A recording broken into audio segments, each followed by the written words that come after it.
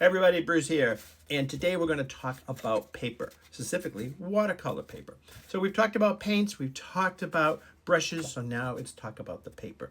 So there's a wide variety of papers that you can use for painting your watercolor, but there are some main ones that everybody sort of uses, and let's just focus on those. So there are sort of three styles of paper, sort of three textures or the surface of them that people use. There's a smooth or a hot press, it's called. So this pressed and it's really smooth. There's cold press, which is sort of the medium level and has a little bit of has texture on it. You can hear it when I'm doing this. And then there is rough. And unless you're doing sort of dry brush kind of techniques, or you really want that texture to go out and to see it, most people are going to use cold press or some version of the hot press, smooth or hot press or something in that range.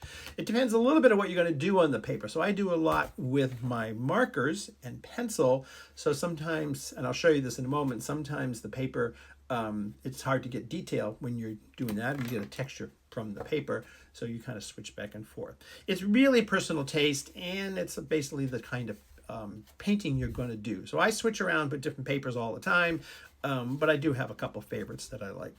The other thing about paper is that on traditional watercolor paper, it comes in generally two weights. It comes in 140 pound, so that's sort of this level, you can see it there, and then in 300, which is basically twice this thickness. And the 300 weight comes in big sheets usually.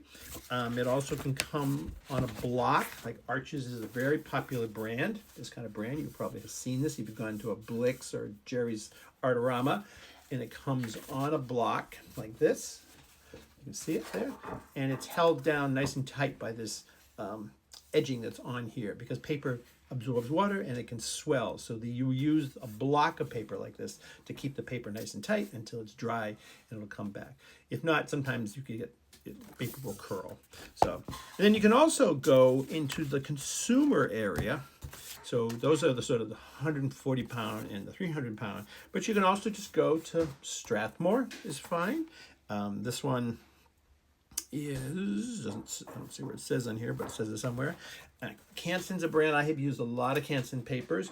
This is 140 pound. Often it also comes in 96 pound. This comes as a pad like so. Sometimes it's perfed in here to help you get it off. Different sizes, different weights, all different kinds of things. I also use a lot if I'm traveling or something. I'll use a sketchbook. Again, these come in a variety of different ways. They come with spiral binding. They come like this, but being able to lay them flat like that is very helpful, and kind of do it. So sometimes they come long like this, right? Or you can hold it like this. So all those different ways. And another brand, so popular brands are the Canson brand, the Arches, which has been around forever. Moleskine makes a lot of these notebooks, and they're really great. Another very popular brand is one called Stillman and Burn. I usually cut the wrap, the little packaging that it comes with, and stick it in the back because I can never figure out what paper I bought.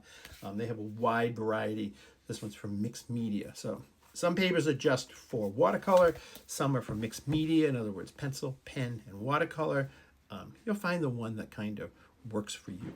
So let me just show you a little bit different sort of how they lay out on the paper.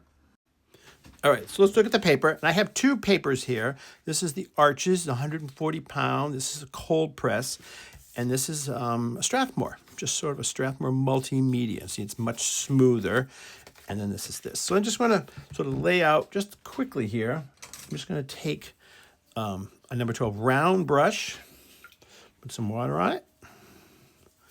And you'll see, we'll do the same stroke on both. You can notice you'll get sort of a texture here. This is a little dry brush technique, where if I'm on the smooth, you get more of a wash. It stays simple, stays nice and consistent. So I can go with a tiny line here, and I can go with a line there. So you can see you can get different textures. You also have different colors. I don't know if it's coming through in the video, but this has a slight cream to it. This has a white. When you're doing watercolor, you want the whiteness to come through. White is one of your colors, so depending on what you want it to look like. Sometimes I will go with I want whiter papers. So you can fill this in. You just need more water on it, but you can see there's a texture going on there. You can also lay down just some water. That water's a little bit dirty, so you see there's a little bit residual in there. And we're going to take this blue, and you notice how that spreads, and you get more of a spread. You can also tip this and get it to run a little bit.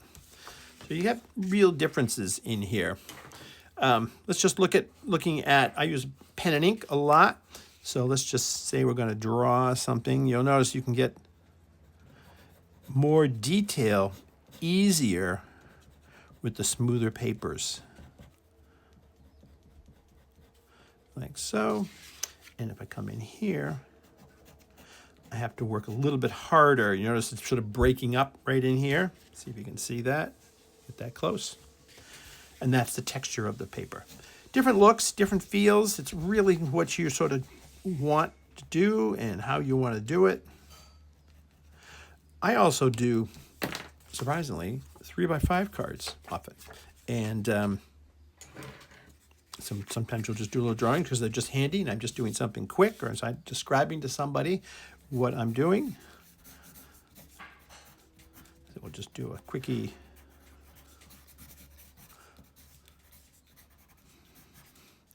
Like so.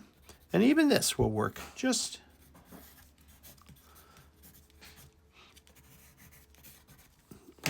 fine. Put a little color in here.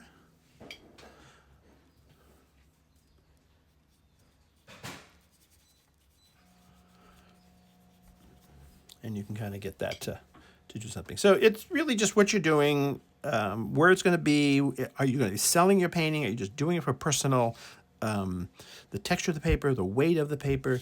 You notice, you can see right here, this is the Strathmore, and you notice it's starting to sort of buckle a little bit. You can see that right in there. It's sort of dipping.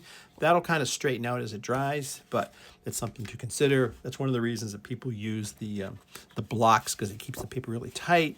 People also, people who are really serious about it will wet this paper. Like this paper can be completely put into water, and they will tape it down on a board so that it stretches and it's dried and it's really really flat, and then they can paint on that. So stuff you kind of learn as you kind of move along.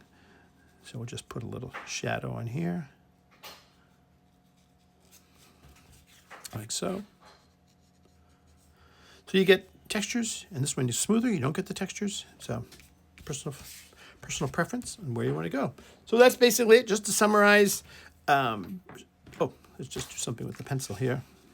Oh, that was a pencil. All right, so we're good. So you can, watercolor paper traditionally is 140 pound or 300 pound. You can get stuff in the pads. It's lighter. There's multimedia.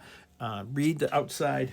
Read the package. You'll see this is watercolor paper. This is 140 pound. It's right down here. In Europe, it'll be 300 grams. Those are the same, 9x12. Lots of varieties. Jerry's Artorama, Blick, Art Supplies are all very, very popular places. So, all right, there we go. And thank everybody. We got over the 1,000 on our links. So my links are live now. And this book, you can now get to this book really easily, and just hit the link, the Linktree link in the bio, and we'll see you next time on another video. All right, bye-bye.